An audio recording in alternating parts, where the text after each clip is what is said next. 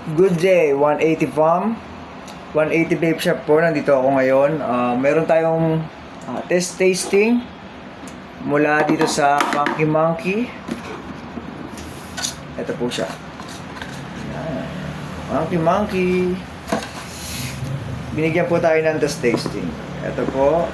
Then, ayan yung mga test tasting. Yung mga flavor na rin siya. Sinulat ko na sa likod. Okay, try natin to. Flavor nito, menthol lang siya, fresh menthol.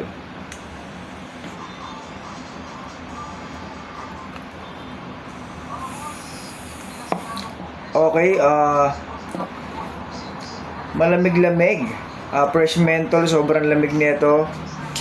Kung gusto niyo ng walang flavor tapos medyo may tindig yung lasa, ito okay sa inyo to.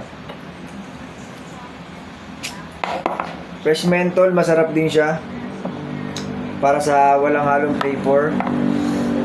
Try ko naman tong strawberry ice cream ng Funky Monkey. Strawberry ice cream, mas less yung lamig niya, pero may lamig siya. May lamig, malamig-lamig siya pero mas less yung lamig niya, siguro dahil sa blend ng ice cream. Yung lasa, masarap yung lasa, pinag-isipan din.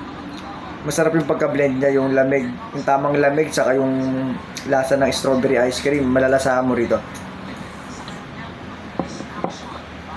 Okay to goods din to. Black Rat ng Funky Monkey.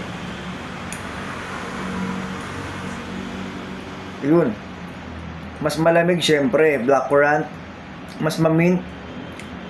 Para siyang grape na rough grape, ganon. Ang sarap din ng lasa niya. Medyo patok din sa akin tong Black Currant. Okay din.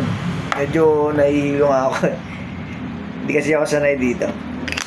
Strawberry naman ng Funky Monkey.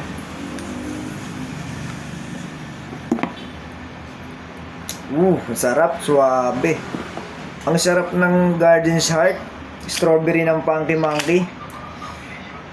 Ang lamig, tapos parang pumuputok yung pagka-strawberry niya na parang cotton candy. Ganun yung lasa niya.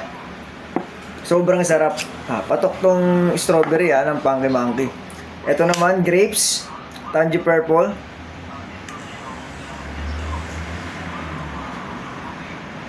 Okay. Ibang level din ng grapes. Malamig din.